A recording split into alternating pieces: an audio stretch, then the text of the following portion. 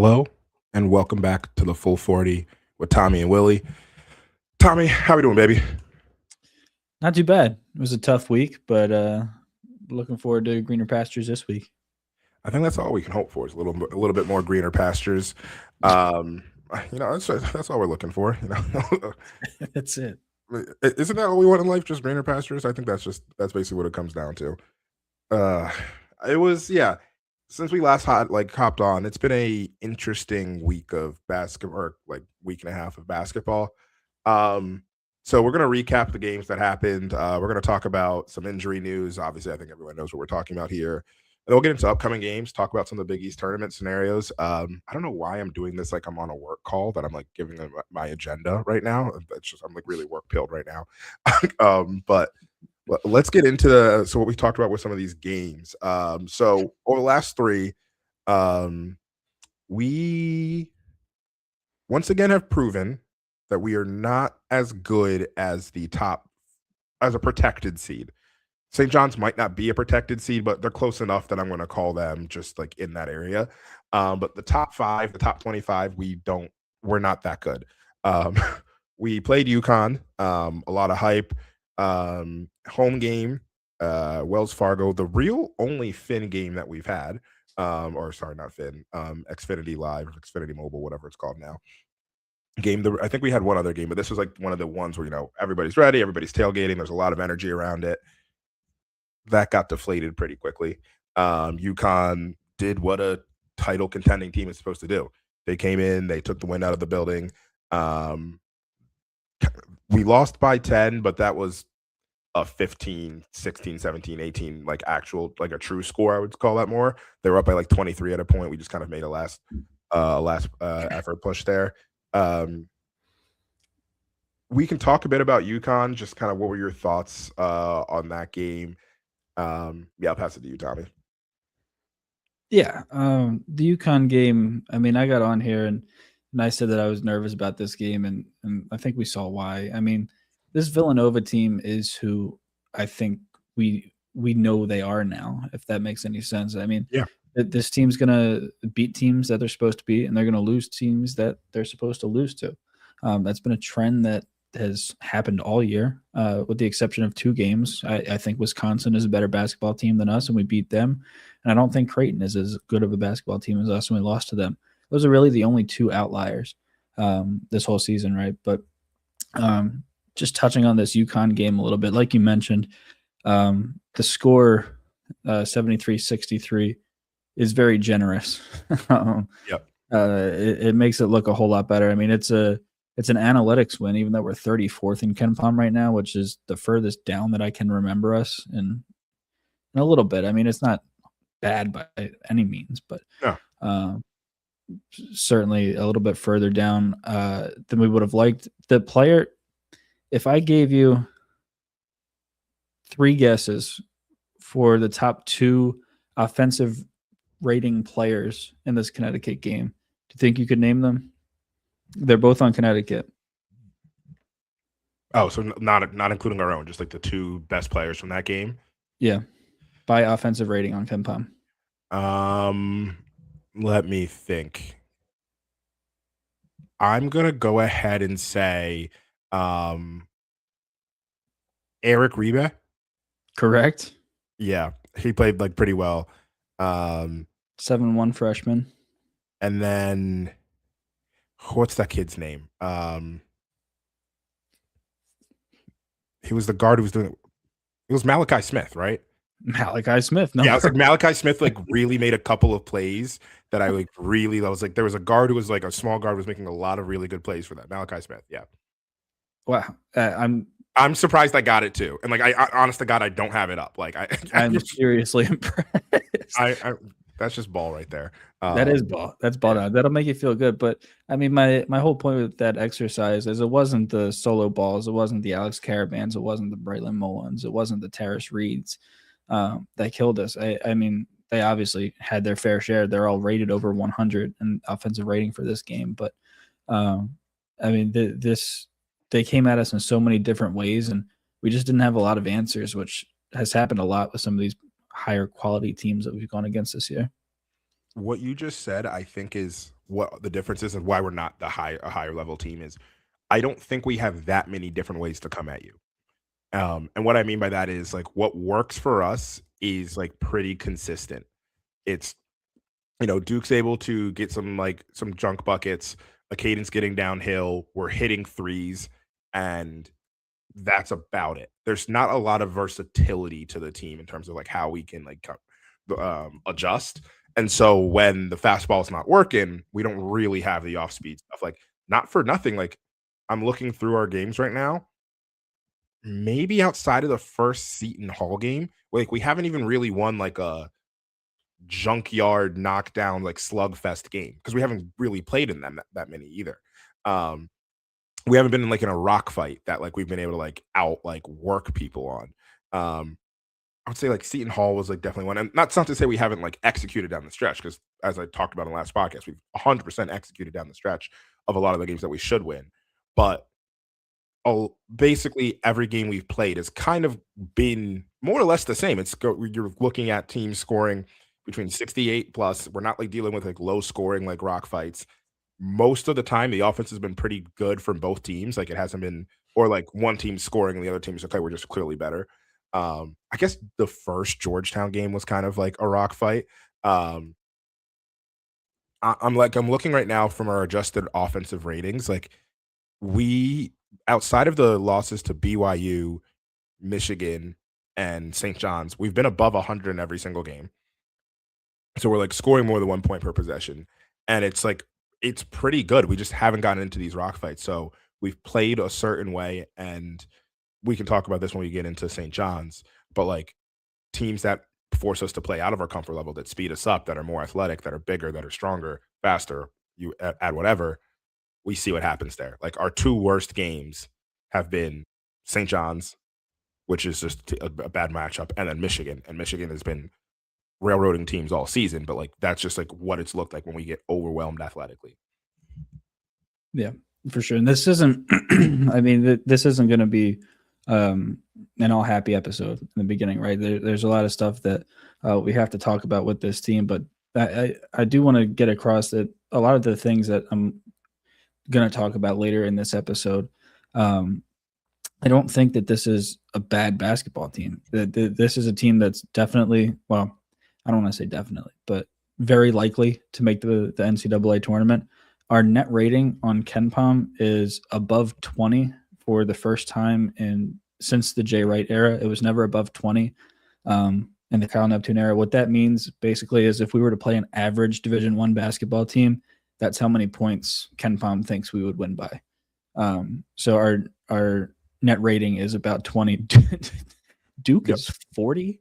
Yeah, the difference in net ratings over the last like 10 years has been insane. Because the Villanova team 2018, I believe our net rating was like either 29 or 31, and it's just increased over time.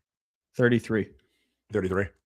Yeah, it's insane. Yeah, Duke at 40 right now is like historically good. Yep. Like these are that's one of the best KenPom teams of all time. Wow. I'm probably still not going to pick them to win the whole thing. But yeah, I mean, Villanova, they're a team. I like what you mentioned about executing down the stretch. You mentioned the no rock fight thing motif recently. I kind of go back to the second, or no, it was the first Georgetown game that you mentioned, the 66-51 game. Mm-hmm. That game, and even the second one. The second one was the one that we were losing down the stretch, and then we kind of came back. I just think that that's the difference between last year and this year is that we have the guys, we have the coach, we have everything that we need. That game that we played against Georgetown, that wasn't a win in years past. So, yeah, there's a lot to take away from this past week, but I do want the overarching message to be like, it's not all as bad as it seems. Yeah. I mean, like if we think about this team, and we'll get into the Hodge injury once we talk about Butler and St. John's. But if we look at this team, like I just go back to like thinking about like there's that like meme. It's kind of like a meme video where he's like, "And what do your eyes say?" Like we look at all the metrics and like, what do your eyes say? And we're like, it's a flawed but a good team. Like this is what it is. It's a team that realistically is going to be a 7, 8, 9, 10 seed. One of those four is realistic. To your point about making the tournament,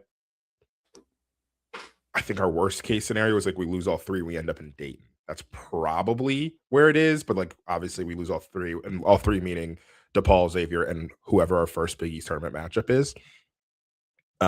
That's like probably the worst case scenario that we could see.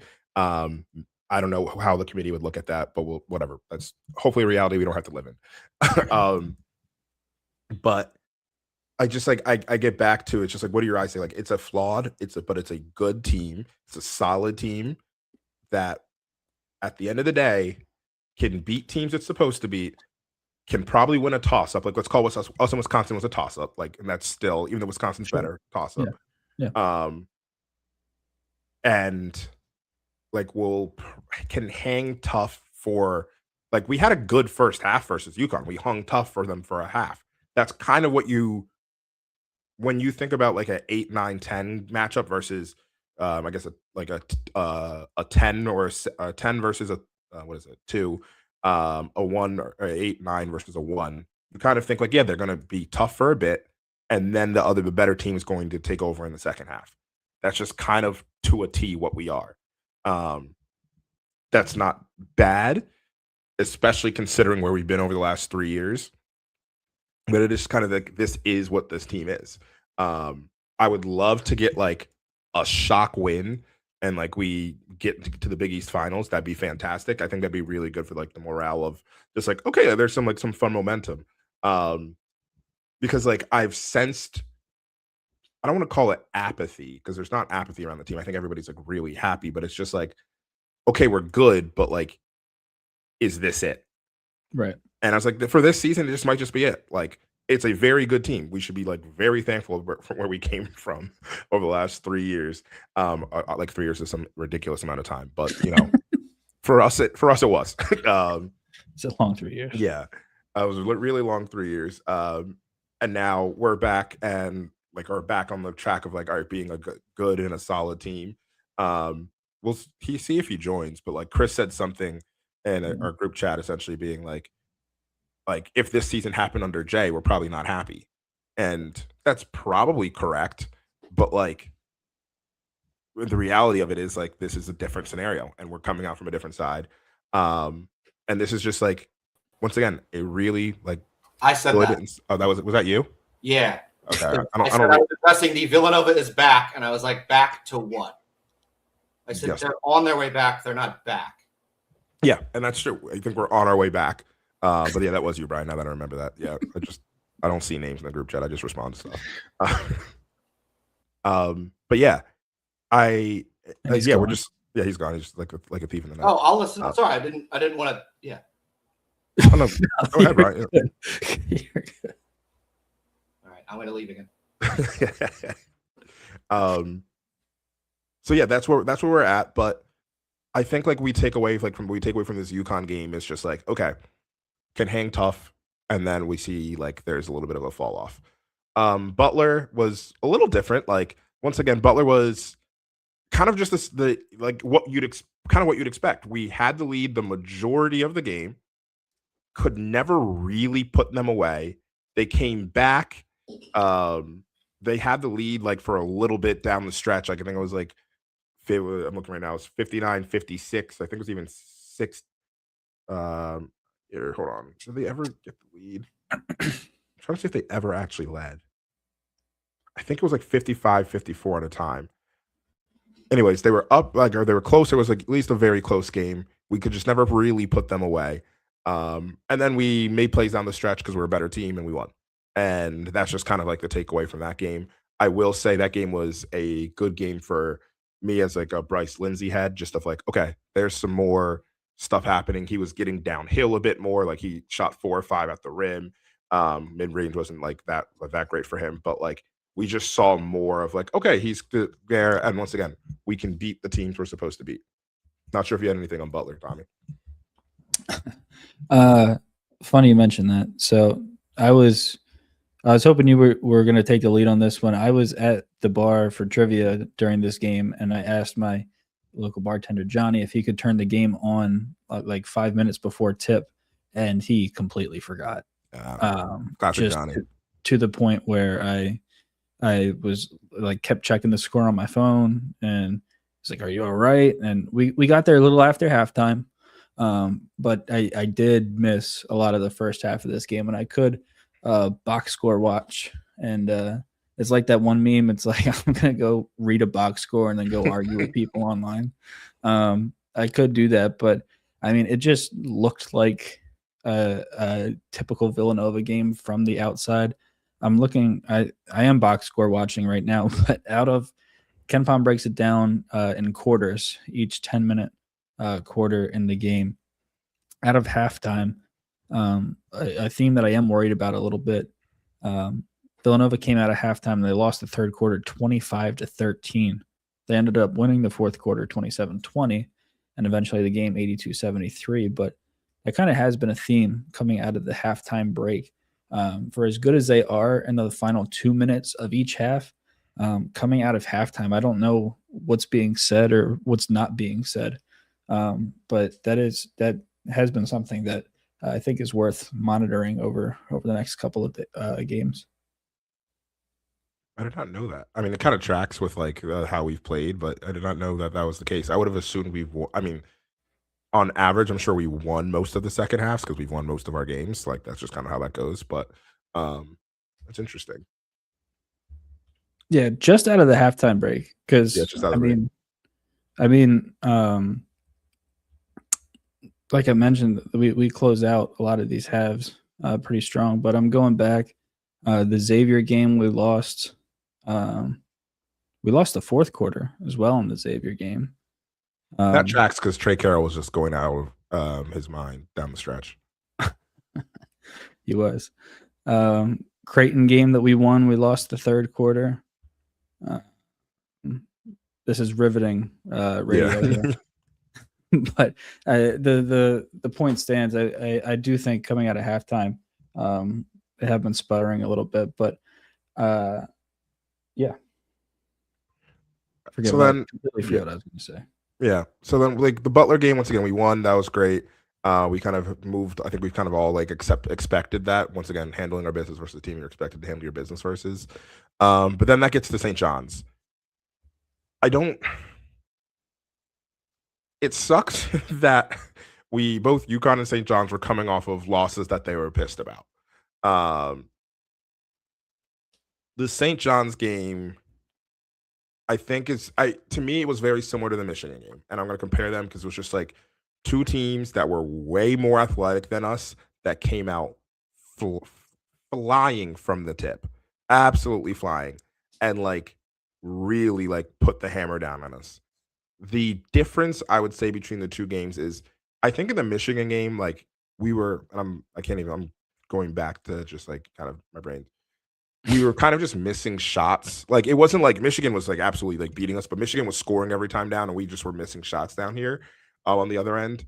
St. John's was like, I tweeted from the full 40 account. Like there was a point, like, I don't think we touched the paint for like a solid 6 possessions. Like we could not bring the ball up court. I think Caden had 5 turnovers. It was just like time and time again. There was a stretch in the early, or probably about from like the 11 to like 6 or 7 minute mark, where Ian Jackson was just the same play, was just poking the ball out, and there was obviously the highlight of the windmill jam, but just like absolutely like the same thing kept happening and happening and happening.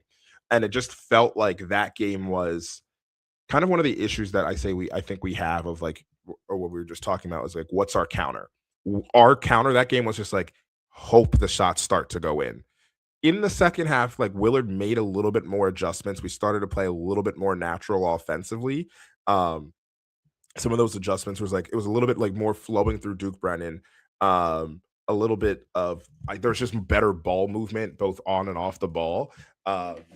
But just overall, like, I mean, St. John's absolutely like hammered us, just absolutely hammered us from the jump. And kind of just like within the first 10 minutes, I was like, oh yeah, this is done. And then obviously like, I love a moment of like being a little delulu and like thinking that like, oh, maybe we can do something here. So we got it down to like 17 and I was like, and no, like, like it wasn't, it was just an absolutely great performance. I mean, Zuby was everywhere. The whole team was just like flying at a frenetic pace. That like not for nothing. I don't think we've ever seen our team this year play even close to that level of like that level of effort, connectedness, defensively, everything. And that's just once again, that's the difference between us as an 8-9 seed, them as a 6-5-4. 4 might be tough, but 6-5 more than likely. And but a 6-5 that frankly probably should be a 4-3 that's kind of underperformed and missed some opportunities early in the season to get some good wins. But St. John's game kind of just like went the way that I think like I don't know where you were at. I think we talked about this at like pregame. I kind of one of my buddies texted me like, "What's your unbiased thoughts on this game?" And I was like 83-71 St. John's. Like I didn't think I kind of just expected St. John's to like be in cruise control and win the game.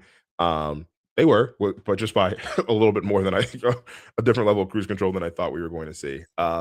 Did anything stick out? Anything from you from the St. John's game before we talk about Hodge?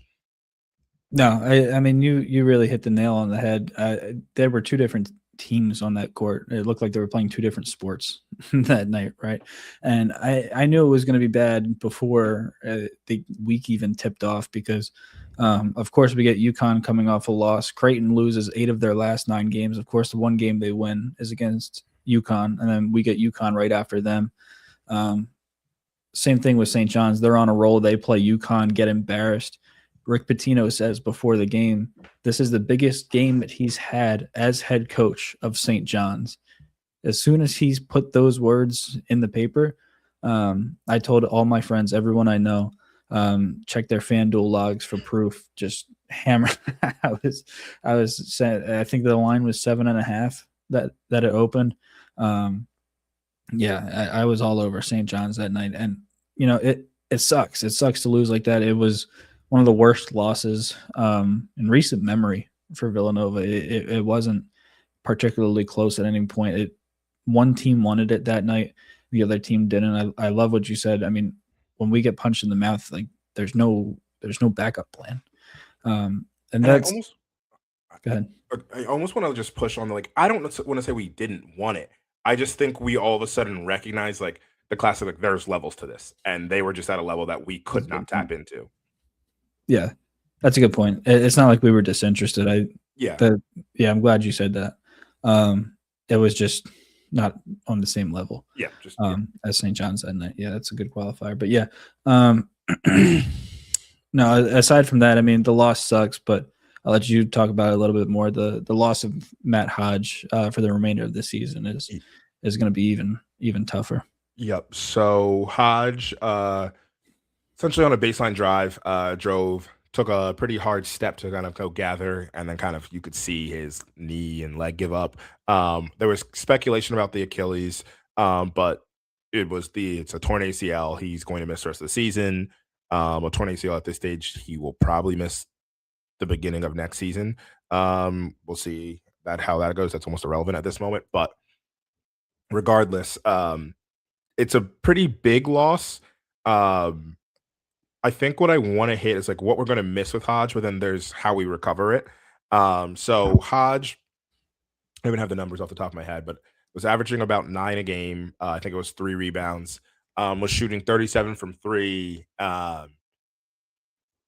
Hodge was just kind of like, if we think about what the team needs, he was like we had talked about Tyler Perkins being glue guy, becoming X factor, becoming the factor.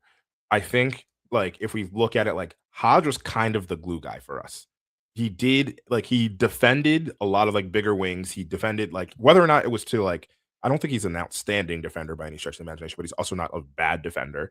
Has good positional size, like was active and like competing for rebounds. So like I look at what we're missing from Hodge is like, okay, we've just missed like a key part of this rotation, which is terrible and sucks down the stretch. I think I'm trying to figure out like a way to word this that like makes sense. As big as a loss as this is, and it's 100% a loss, I think we can, in the aggregate, like recreate what Hodge did with like more minutes for like Askew and then pulling up some more Malachi Palmer minutes. Like when I look at like what Hodge did, like the good thing was it wasn't like Hodge was incredibly high usage. There was Right. very, very little self creation from him. It was most of the time he's spotting up for three, he's crashing, he's running the floor, which as a freshman, this is fantastic. Like this is not a knock on Hodge. He's had a fantastic like redshirt freshman season. Big fan of like what I've seen Yeah, from Hodge. and he got better like as the year progressed. Yep. Towards the end, there was a little bit of that driving and banging underneath. Yep. But 100%. Like he's been solid for us. He's just been a solid glue guy. But like to the point, like it hasn't been high usage. So when I sit back and I think about how we can replace him, I think, okay, I'm gonna just like actually so I can pull up his things. But like I think like if we're just truly looking at like numbers of what we're replacing, we're replacing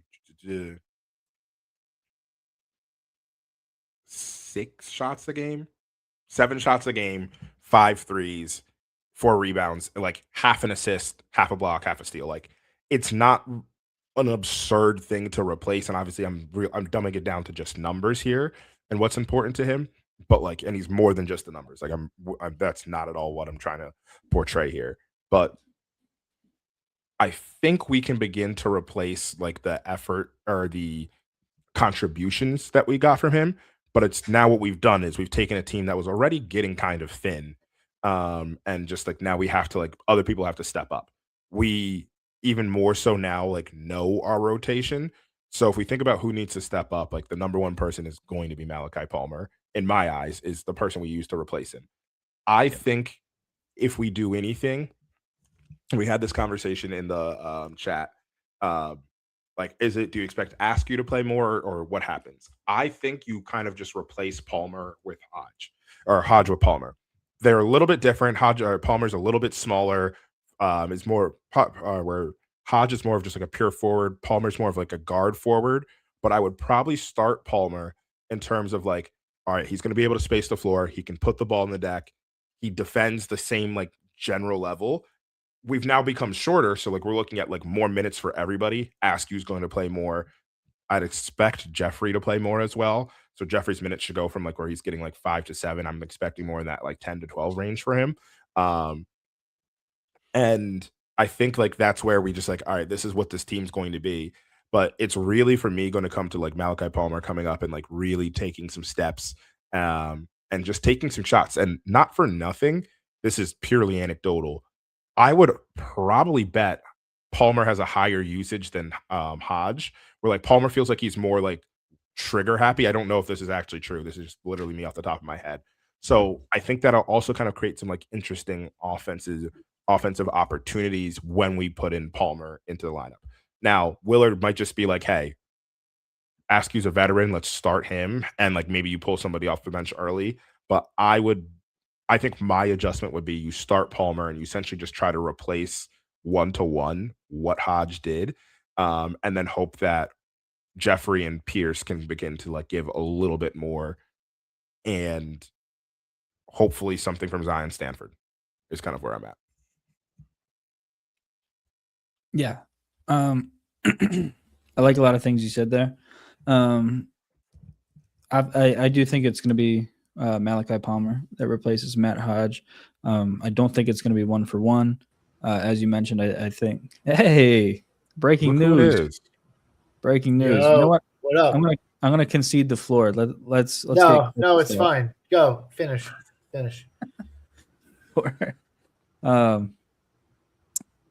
Malachi Palmer. I will push back on one thing. I do think he is a better defender than Matt Hodge. I don't know if the analytics back me up on that, but my eyes tell me that Matt Hodge is not as good a defender as Malachi Palmer. I like what you said about the usage rate as well.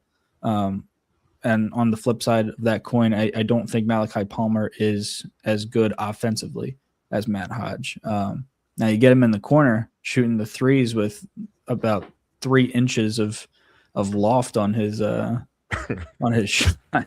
He could be dangerous in the corner there a little bit, but yeah, they're gonna have to come at this a couple of different ways. There's no 1-for-1 Matt Hodge replacement on this bench.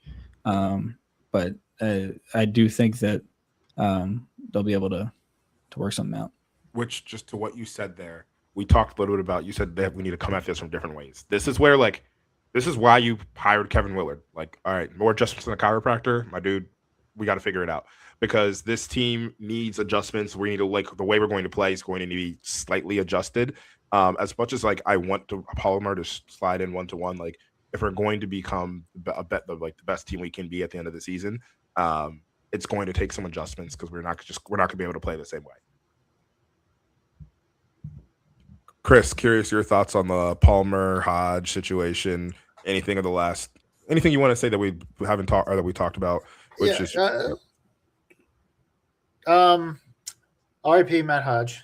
I think we all agree on that. I am of the belief that 9-3 is his averages. Yeah, I don't know. He's out there a lot. He plays a lot of minutes. And he's the only other person on the team with any remote sense of size. Malachi Palmer is obviously a sizable guard at 6'6". And he's got like a good build to him, so that helps. But any way in which you're subbing out Palmer for Hodge, you're changing how we're playing. Mm-hmm. You're changing how we're playing. We're turning into a 4-guard lineup as opposed to it was a 4-out lineup, I guess you could say. Hodge playing a little bit of more of like a stretch 4 to some degree, but I don't know. This team's been undersized all year. That's a lot of it has been made up by Duke Brennan being a great rebounder. Fantastic, yeah. But Hodge is in there. Like Hodge is involved in a lot. Like I don't know if he shows up on the box score. The rebounding numbers aren't strong, but he's in there a lot. Yeah. Yes. Actually, offensive rebounds is pretty good for him. It's weird because like on one hand, when it first happened, I'm like, and like obviously you get past like the first part of like acknowledging the injury and whatever, and you start to think like, okay, where do we go from here? I like how Palmer's been playing. So my initial reaction was like, all right, well, Palmer will come in and forget what happened in the St. John's game at this point, but like Palmer come in and I don't think it's an improvement, but I don't think the step off is that big. And then I'm thinking about it more and I'm just like, there's got to be a reason why, and maybe I'm giving too much credit here, but like there's got to be a reason why Hodge has been getting all the minutes that he's been getting. Mm-hmm. And so now I'm like, shit, is that a bigger impact? Like, I don't know. I'm think a little bit more about the Hodge injury, mostly because it's March 3rd and we have 2 in-season games left and at least one in the Big East tournament. And I'm thinking of it a little bit more on like NCAA tournament, seeding, whatever. So like I'm coming at this from like a different angle, like forgetting like the X's and O's on the floor and more coming at this from like, well, shit, if we lose the next 2 games, which I don't think we will lose the next 2, I think losing one of 2 is absolutely on the table. But if we lose the next 2 games, and let's just say we lose that that first game in the Big East tournament on 9:30 on Thursday night, I'm getting nervous. And I realize maybe I'm being a little too nervous on the thing, but like the NCAA tournament committee does some weird shit. Especially when it comes to injuries. And the weird thing is if you just lose out for the rest of the season, the evidence that they see is, okay, well, with Hodge out, they're a team that lost every game, right? Like, and that changes how they look. That shouldn't erase the rest of the season. But just a couple of years ago, rewind the clock, Providence had Bryce Hopkins, goes down fairly late in the season, and they really puttered to a bad finish. But in that process, they had already amassed 6 quad 1 wins, had decent metrics, should have been in the tournament, did not make the tournament on what likely had to be that injury. Now, Bryce Hopkins was so much more central to that team than Matt Hodge is. We know that. Yep. But the committee's looking at it on paper, evaluating 80 teams for the spots and saying, oh, well, shit, here's a team that went 0-3.5 with him out. So I don't know. Obviously we're getting ahead of ourselves. I think one win quelches that entire dialogue. I think we'll get that win, but like I'm not thinking about the Hodge loss. as much from like an X's and O's standpoint as I am the ramifications on the rest of the season in terms of seeding and all of that stuff. Yeah, no, that's a really fair point, Chris. I mean, before I go, is there anything else you wanted to add, Tommy, Chris? All right. I was at the St. John's game. That sucked ass. Yeah. But shouts to my buddy who took me. So here's kind of like let's just like kind of take that peek ahead. So we have DePaul and we have Xavier. We're not going to do like full game breakdowns of them, but where we're kind of at is now Big East tournament seeding situations. It's kind of like what I want to kind of spend some time talking through and talking about here. We are, I believe, locked into the 3 seed. Locked in. Yeah. Locked in. So guaranteed, but now it's just a matter of like who we might be playing. Anybody, I'm going to put this in the comments just for anybody to click around on it. We rarely do in this chat, but I like this thing. It's called it's like a b-ball nothing, and it just essentially shows you like the remaining conference games. Can people click that? Is that how this works? I've never put anything in the chat. But essentially it's an internal and I put it to everybody. I know I meant to put it there. But it's a way of looking at like the tournament tiebreakers and things like this. I've been using this for the last couple of years. And essentially it has like what happens down the stretch here. I want to spend some time talking about like what do we think happens and what do you want to see? Like, let's say we split 1-1. Or let's say we lose to DePaul. Why not? Where we lose in Chicago and we beat Xavier. Let's just say that's the way that it goes. What do you want to see? Like, who would you want to see us play? Kind of give all that. Yeah. So right now, looking at the standings, you got Seton Hall in 4th. They won tonight. They're not locked into 4, but they are now locked into the 4-5 game. Yep. So we will not see them on our side of the bracket. If we see them, it'll be in the championship. DePaul is not locked in. DePaul is the 5 seed right now. Mm-hmm.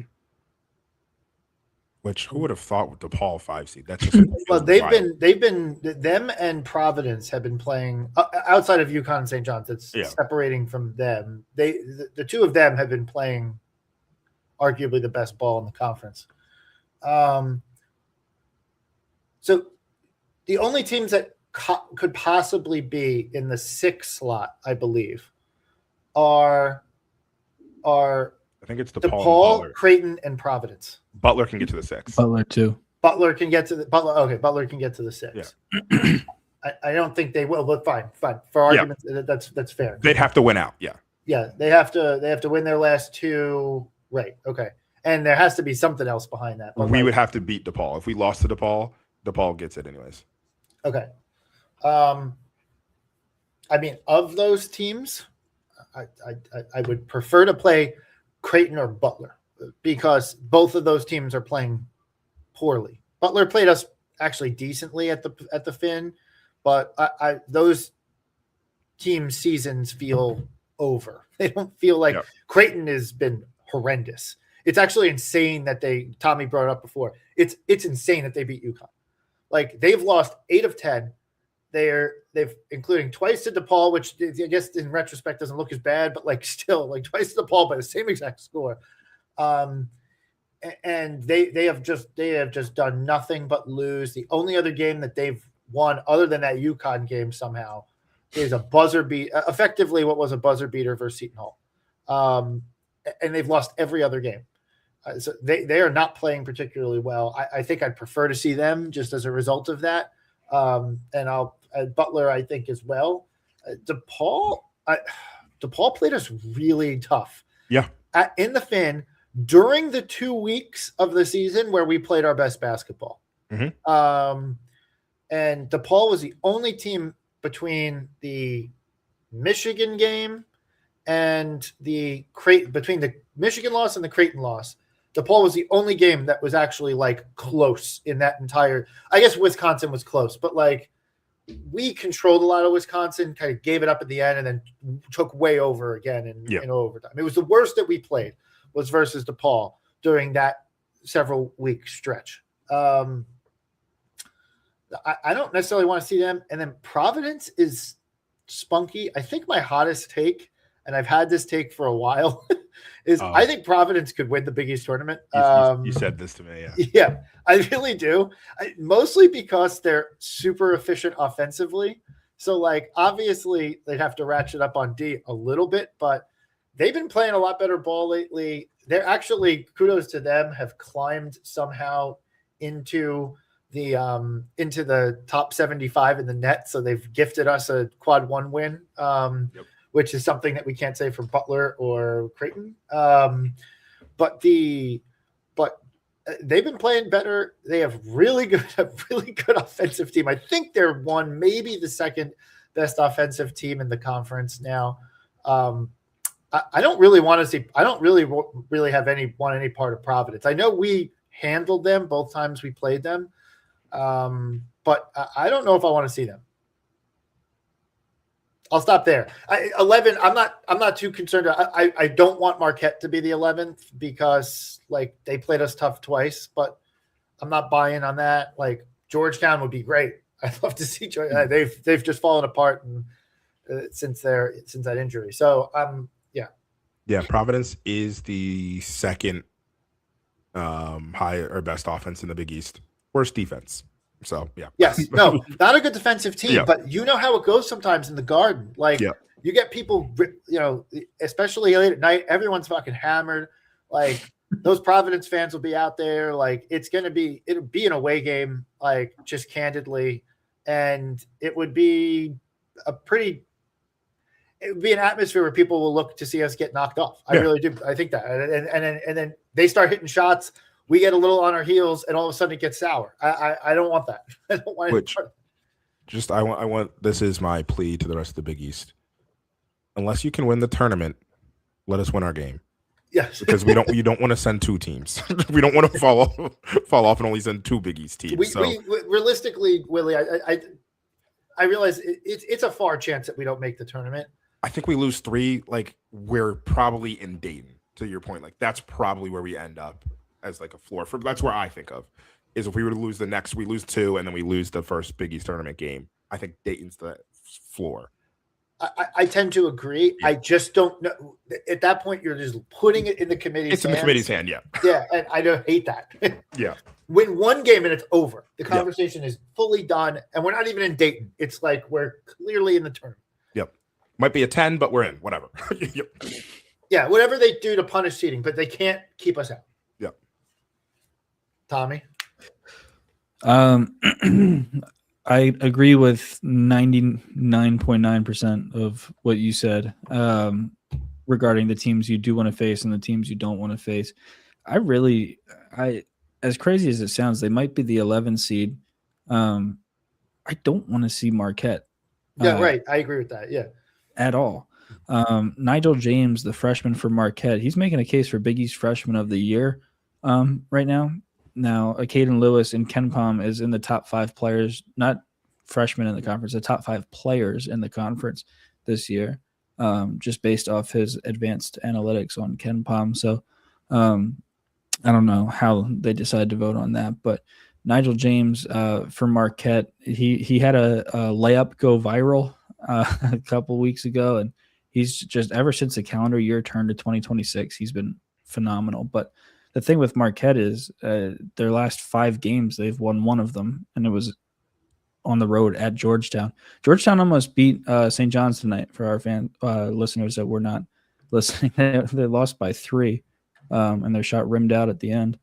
But, yeah, Marquette is a team I really don't want to see. Don't really care about and this will get clipped, but I'm not too worried about the Creightons and the Butlers. I like how we match up against them. I know we lost to Creighton the one game, but we went to their place and we took care of business. So I think Duke Brennan's going to be a load for both of those teams. Yeah. And they're really susceptible, both of them, to the pick and roll, which is our pony that does one trick that we just keep eating.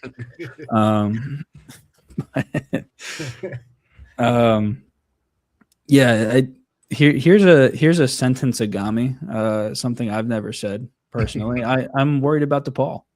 I'm worried about DePaul tomorrow. I'm worried about DePaul playing them in the tournament. I mean, DePaul, I've gone to the Big East tournament 2 or 3 times, at least 2 times in the Kyle Neptune era.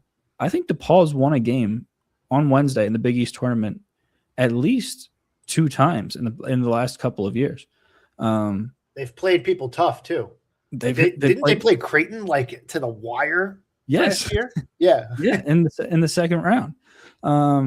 And they obviously everybody remembers a Justin Moore shot playing us tough. 2 years ago, they played Seton Hall in the first round. They won like 2 Big East Conference games. They go in and they take off Seton Hall and MSG.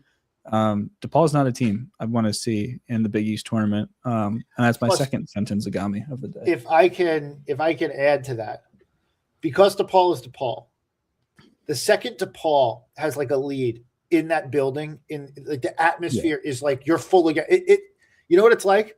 It's like being a 2 seed and the 15 seeds up on you at the half. Yep. It's like it's exactly that vibe in the building itself. It's awful, terrible vibe to be the favorite team in that situation. Everybody's rooting against you in that situation. Yes. DePaul's team I don't want to see. I don't want to see Trey Carroll. The rest of Xavier's team I'm not too concerned about, but Aquaman gives me nightmares. I am hoping he is okay. He did leave the game early today with a hip injury, I believe they were calling it. He is the Big East leading scorer as it stands, so that will be another situation we can monitor over the next couple of days. But I mean, realistically, whoever we play on Thursday is going to be a game that if we lose, it's going to be disappointing. Right. Yeah. We're just hoping that we can steal that game on Friday. And that's a big question mark. So let me ask you, as we talked about stealing the game on Friday, obviously we're probably like a week early with this because we haven't like seen how the bracket breaks out, but I'm going to ask you anyways, like, do you think we have a chance to win the Big East tournament? I don't think so. I don't think so. The only thing I'll caveat is if Lewis gets hot in the spotlight. If Lewis gets hot in the spotlight, then so you see those situations all the time. A guard just goes and wins the Big East tournament, right? Like, and so therefore, it's got to be someone with the ball in their hand. So I would think it would be Lewis, right? But like that's my exception, right, so to speak. But other than that, I don't really see us. I don't see us beating UConn and St. John's. I don't know if I see us beating UConn or St. John's. So really what you'd almost have to hope for is you'd kind of have to hope that the way the bracket shakes out is effectively Hall would have to beat St. John's on Saturday, which I think is possible. So Hall would have to beat St. John's on this Saturday, St. John's has to beat Hall. Sorry, let me flip that. St. John's has to beat Hall on Saturday. Because I think if St. John's is the 2 seed, I think they wipe the floor with whoever their 7 is. If UConn is the 2 seed and they played Providence, Providence played UConn really fucking hard both times. And like I could see a world where Providence beats UConn in the 7-2 game on Thursday night. I could theoretically do. Now you could say, well, Providence beat St. John's and actually played them decent, but I don't know if after what happened in Providence with that, I don't see how that goes Providence's way the second time around. So Providence beats UConn, and then we would play Providence on Friday night, like, and then if you're in a 1 game for all the marbles, like I guess anything can happen, right? Like that to me would have to be kind of how the bracket breaks. I don't see us beating UConn and St. John's back to back. I don't know if I see them beating them, period. But that was going to be my point as well. The big overarching theme I've kind of preached to no end here over the last couple of episodes really is, I mean, this team is who we see them being. This is a team that's going to beat teams that they're supposed to beat, and they're going to lose to teams that they're going to lose to. Floor is here, the ceiling's here. Exactly. Exactly. It is cramped at Villanova, but I mean, we've beaten one team that we weren't supposed to all year long. Again, that being Wisconsin, and to win the Big East tournament, we'd have to extremely likely that we would be banking on that happening 2 times in 2 nights. I don't see that happening. I never say never. I mean, obviously they could, but I think it's extremely unlikely. Willie, you're just a floating head right now. By the way. No, I'm like, just want to sit back in my chair. You just can't see the rest of my body. I tend to agree with that. I don't really see. I think Chris's scenario, like where Providence wins, is probably the best chance to do it. Sure. Yeah, I don't really see a world where that happens, but like simply, and it's not even because of the matchups per se. It is because of, like, to your point, Tommy, we've seen what this team is. The floor to ceiling difference is like really like not that different. Which means like getting into like March, like the tournament, assuming we handle our business and we are there. I think we can win our 8-9 game depending on the matchup. Like there's so many things, we'll get into that. And if we're in the 8-9 game, maybe it's 7-10, whatever it may be. And then I don't really, I'm with y'all. I don't really see a world that we do it. I'd love to be proven wrong, but like at the end of the day, like if we can make it to Friday, Big East tournament, and make it to the round of 32, I think this season's a win for me. I'm like, this is hitting what we've done. The win, like I think the excitement of winning that first round game is going to be like, that's the season. Like, cool, we did it. Like we won their first round game. We've kind of had our moment. Even if it's like the round of 32 game, you know, we take a team to the wire. That's electric. I'm excited for that. But Big East tournament, same, and it's kind of the same thing in Big East tournament. Win the opening round game, cool. The like we can like shed the weight off our shoulders, and then can we take likely, I think UConn to what's it called to the edge again, which like we did on the road. At home they beat the crap out of us, so I don't know, we're gonna see where we go there. But I'm with y'all. I don't necessarily believe that we can do that, which, you know, we'll take what we get. I mean, context is important. We were voted 7th in the preseason poll, so like the fact that we're even having this conversation is cool. I'm over that. I'm being honest with you guys. I'm like over it. Yes. I knew that was going to get me. I really was actually just trying to get Brian into the room. No, I'm an influencer. No. I'm pulling you down. Willie earlier gave you credit for something in the group chat that I said, and I just turned the camera on. I was like, I said that. If I said under Jay Wright, we wouldn't be happy. I was like, I don't know how we can say Villanova's back, but it's back to 1. Yeah. Here's the deal. If you just go from the beginning of the season, I'm full, like, I feel like I've said this so many times, but I guess I haven't because I haven't been on the podcast that much. You've said it in the text a lot, but yeah. Yes. I said it in the group text a lot.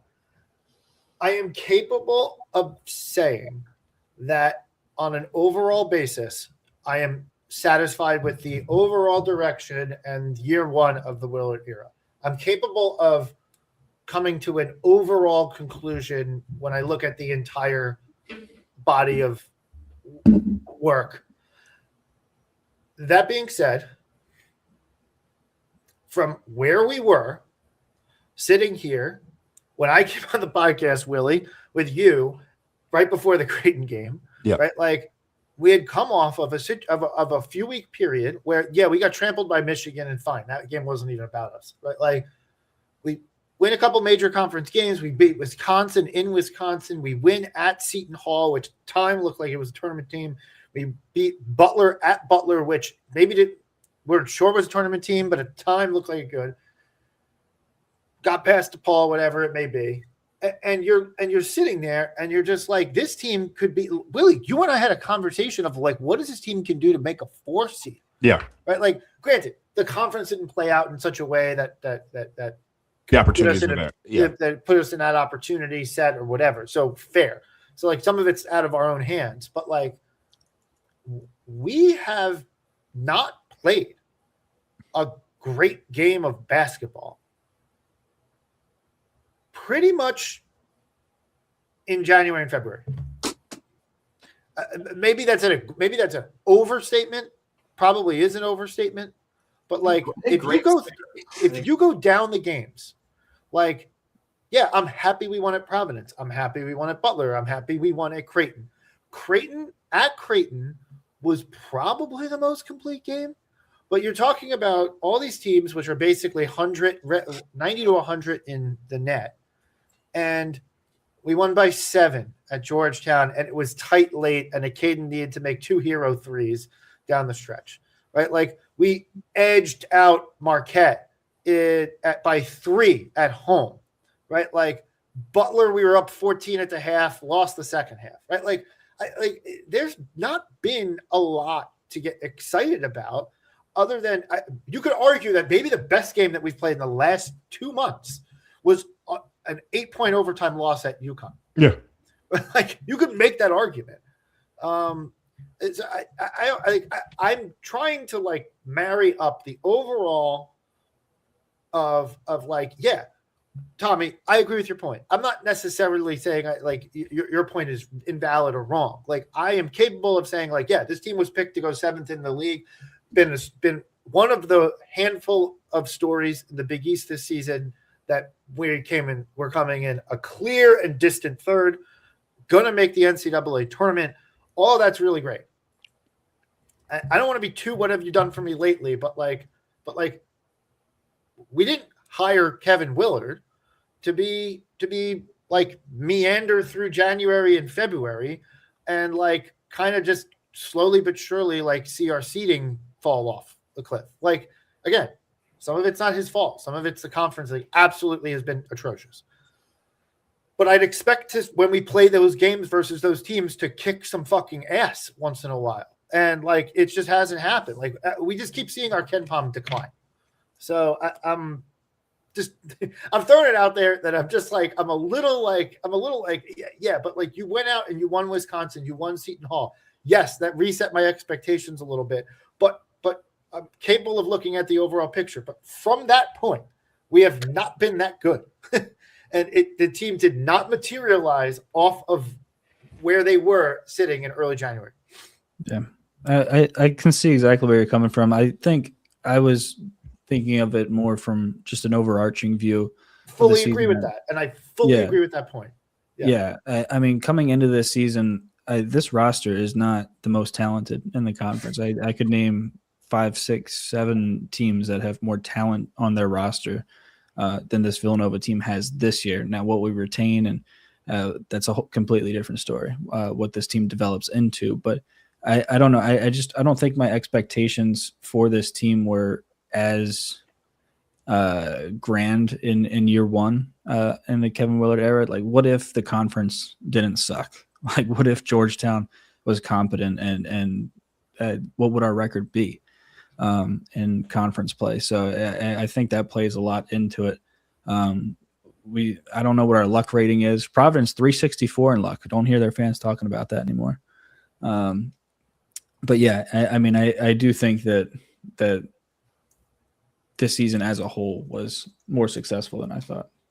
Fully, I do agree with you there. No, I'm not debating that point. Brian, what'd you come in here for? Oh, sorry, I zoned out. I'll leave again. What I'm thinking about, like, I mean, yeah, Chris, you're making a good point. Like, I guess if we think back this season and like our signature win is probably Wisconsin. But like, yeah, to your point, the game that sticks out to the most to me is the loss to UConn in overtime, where we kind of tricked that away down the stretch. Like, I'm not gonna like UConn won handily in overtime, but down the stretch we kind of tricked that away. Yeah, I see the vision. I understand why you're saying what you're saying. Ultimately, okay, so sorry. I'm on T-Rank. and it has game scores. Essentially, gives a score for like how the team played in an individual game. The Michigan game score for us was a 56. What do you think the St. John's one was? 30. 12. It was a 20. And every other game is like even the losses, like Connecticut lost the one just last week was at 87. Like it's giving us decent scores. Like it's our worst 3 games have been St. John's, the Michigan loss, and then the win versus Old Dominion, which like I forgot we even played them. Is that the game we hit like 93s? Or no, that was Sacred Heart, right? Yeah, Sacred Heart we hit 22. Yep. Nice. Feels like many lifetimes ago at this point. So yeah, I hear you. I mean, it makes sense. I just sit and think about this team. I don't know. I'm gonna hold off. I just got some hope for a fun March. Just give me like something to be in March or to be in one shining moment. That's kind of like where I'm at right now. Give me a one shining moment. A buzzer beater versus in the 8-9 game, perfect. A punch thrown versus the 1 seed. Oh my goodness! Come on, let's get in there. Whatever it is. We're in the Final Four in Olympics ago, and now we're hoping for a one shining moment. Duke Brennan punches Cam Boozer. Like, come on, give me something. I'd sign up for that. But that's exactly it, Tommy. I think that's a good point. Like, I think there's an understanding that there has to be patience with the program, right? Like, which is why everyone's expectations year one, especially once you understood what the roster was going to look like, was like, okay, like, can we get better at the end of the year? Can we become something maybe bigger than the sum of its parts? Build some momentum inside the program so that we actually stand this thing up and have something to look forward to going forward. Mission accomplished on that. Yeah. Right. Like, especially if we can, Willie, to your point, win a game. But like, we are now fully in the Kevin Willard era, right? Like it's that old saying, like freshmen throughout the course of the year, like by the time they're end of the year, they're not like freshmen anymore. They're kind of like people with experience. Like yes, he's a first year coach of this program, but he's been coach for 11. Like we're in it. Like we're now fully in the Kevin Willard era, right? Like, so now it's like, okay, like from here, we saw this season, how it's playing out. Great. Like I got my eyes open to like next year, if this team looks good in December and we go into January and like it starts to peter out again, it's going to bring up some questions. That's all. Yeah, I kind of see what you're saying. I think there's like the macro overview of the season. Like thumbs up. We did what we needed to do. Your thumb is not. Yeah, my thumb's not showing up. But macro overview, like it's a thumbs up. We did what we needed to do. We've like checked that off. When you get into the like, when you're reading the fine details, it's like, oh, missed opportunity, could have been better, all that different stuff. But still, passing. You're like, all right, like once again, I could hand this off and it's fine. But there's room for improvement. And to your point, something to watch down the stretch.